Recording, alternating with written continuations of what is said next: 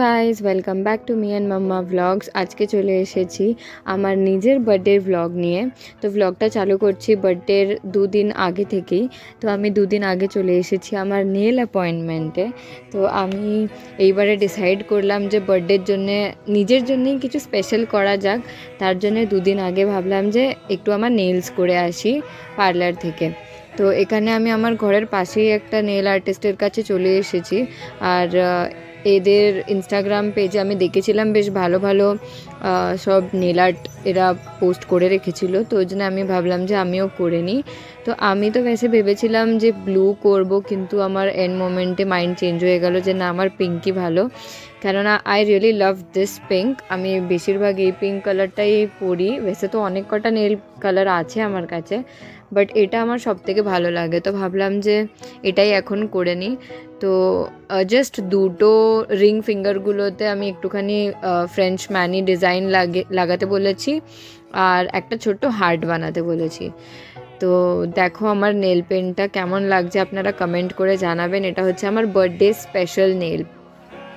So এটা ছিল আমার ফার্স্ট নেল আর্ট এক্সপিরিয়েন্স, মানে এক্সপার্ট প্রফেশনাল নেল টেকের কাছে। অ্যান্ড আমি জানি না যে আগে আমি কোনোদিনও আবার বানাবো কি, কারণ আমার এটা খুবই এক্সপেন্সিভ লাগলো। হয়তো আবার করতেও পারি। তো এটা হচ্ছে 10th of November।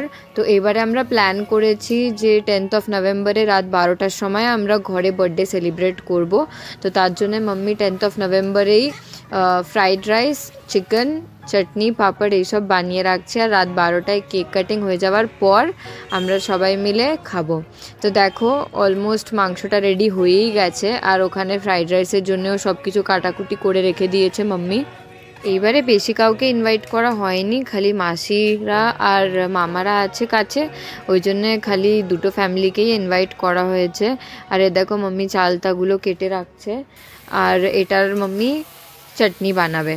এটা বেশ ভালো খেতে হয়, একদম পাতলা চাটনি হয়, খাওয়ার শেষে খুবই ভালো লাগে খেতে। থেকেই মাম্মি সব রান্না করা স্টার্ট করে দিয়েছে।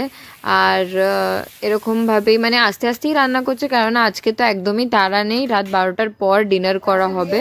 তো ততক্ষণে এখানে আমি, মাম্মি আর পাপা আমরা তিনজনে মিলে আমার ড্রেসের সাথে ম্যাচ করে আমি একটু ডেকর বানাচ্ছি এইবারে। প্রত্যেকবারেও ওরকমই হয়, লাস্ট ইয়ার পার্পল আর গোল্ডেন করা হয়েছিল, আর আমার ড্রেসটাও পার্পল ছিল। আর এবারে আমার ড্রেস হচ্ছে হোয়াইট অ্যান্ড ব্লু। তো ওই জন্য এবারে আমরা হোয়াইট অ্যান্ড ব্লু থিম রেখেছি। আর কিভাবে আমরা সাজিয়েছি এত সুন্দর বালুন গার্ল্যান্ডটা, ওটারও একটা আমি টিউটোরিয়াল আপলোড করব।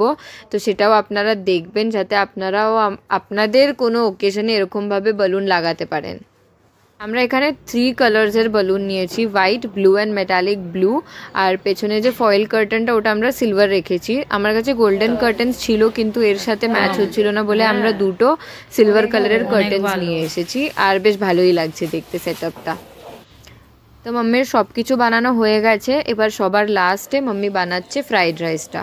আর দেখো একবার এখানটা কি সুন্দর লাগছে। আমি আর মাম্মি আমরা তো মানে ভাবতেই পারিনি যে এত সুন্দর লাগবে সেটআপটা দেখতে। যেমন ভেবেছিলাম তার থেকেও অনেক ভালো লাগছে দেখতে।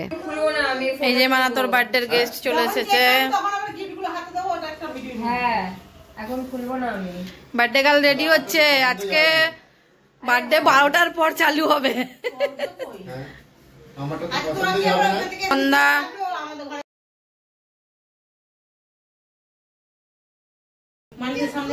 এটা কিট্টু গিফট দিয়েছে, কিট্টুর গিফট।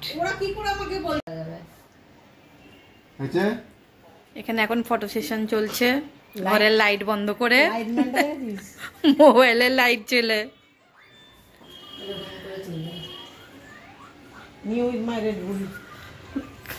অন্ধকারে বসে আছি সবাই। বার্থডে তো আমার 11th নভেম্বরে। তো রাত 12টা বাজবে যখন 10th নভেম্বরে, তখন আমরা কেক কাটিং করব। তো আগে বাচ্চাগুলোকে খাওয়ানো হচ্ছে। তো প্রথমে স্প্যান্ডিকে ওর মাম্মি খাইয়ে দিচ্ছে, আর এবার কিট্টুকেও ওর মাম্মি খাইয়ে দেবে। তারপরে রাত 12টার পর কেক কাটিং আমরা স্টার্ট করব, তারপরেই সবাই মিলে ডিনার করব।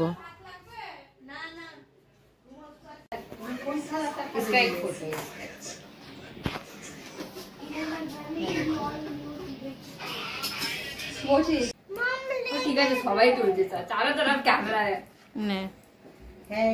কাট দাঁড়া দুটো বাতি দুটো কেকেরই জ্বালিয়ে নে নাহলে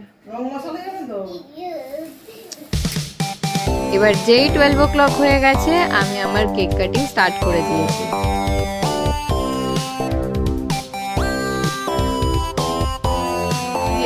happy birthday to you, happy birthday to you.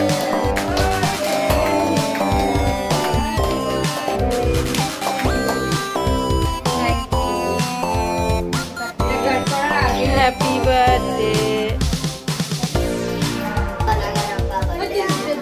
দাঁড়া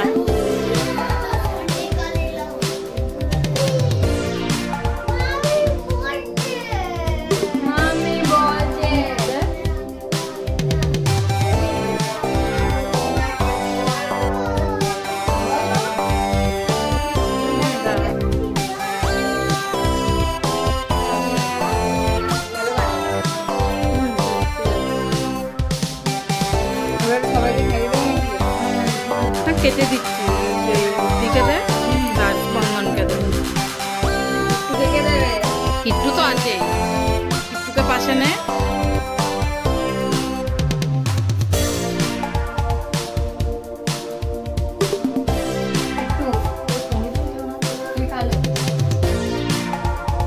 স্পন্দনকে দে, স্পন্দন যা দিদির কাছে, স্পন্দন যা।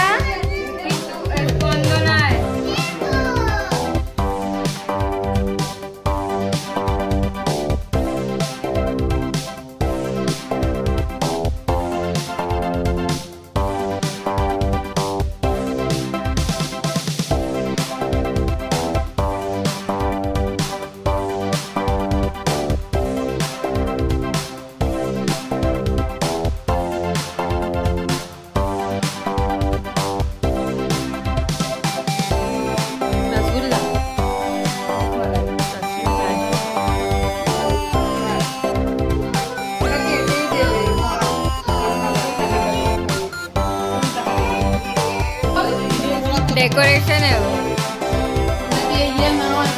वो डेकोरेशन है।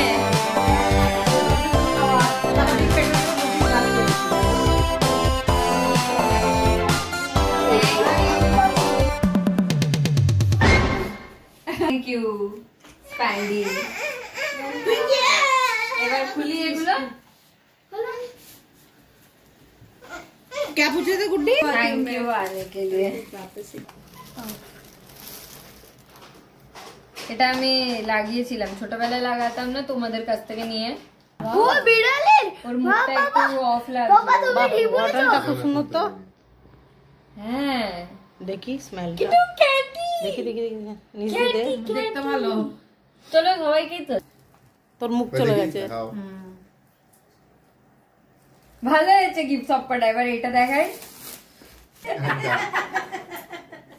কিন্তু এইবার তো লস হয়ে গেছে। এই লম্বাই ভিডিও তুলছে সিনথিয়া মাঝি কখন ধরে। ভিডিও তো আমি তো তখনই জিজ্ঞেস করলাম যে লম্বাই তুলবো না আরে তুলবো। আইছিন আরে এই আগের বছর তোর মাম্মি সোনার চেন দিয়েছিল, এই বছর কেন দেয়নি? আইসক্রিম পাপা দিয়েছিল সোনার চেন। পেন্ডেন্টটা তুই দিয়েছিলি আগের বছরে। পেন্ডেন্ট আরে আরে ভালো এসছে ফটোটা। এই যে দেখুন রিঞ্জার বার্থডে গিফট খুলেছে রিঞ্জা। এই ভয়েসটা কিন্তু ভালো হয়েছে এবারে অনেক গিফট গুলো। আমার কত অ্যাকচুয়ালি আমার জামাটা আর ছাদটা ওরকম হয়ে গেছে না। চলো নে নে তুই নিয়ে নে, ওটা তো ভেতরে দুটো আছে, ভেতরে দুটো টুকরো থাকে। অনেক ভালো লেগেছে আমার গিফট, সবাইকে থ্যাংক ইউ। সবকিছু ভালো লেগেছে আমার। এমনিতেই কফি মগ পছন্দ, মাম্মিও জানে। বলছিল ভালো না ভালো হয়েছে। হ্যাঁ কেন বলছিল ওরকম?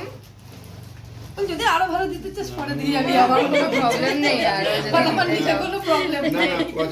এইগুলো তাহলে কেক কাটিং হওয়ার পর আর সব গিফটস ওপেন করার পর আমরা সবাই এখন বসে পড়েছি খেতে। তো তাহলে আজকের ব্লগটা এখানেই শেষ করছি। দেখা হচ্ছে পরের ব্লগে, যেটা হচ্ছে আমার বার্থডের দিনে কি করলাম সেটার ব্লগ। তাহলে চলো শিগগিরই ভিডিওটাকে লাইক করো, চ্যানেলটা সাবস্ক্রাইব করো আর কমেন্ট করে জানাও কেমন লাগলো ভিডিওটা। বাই।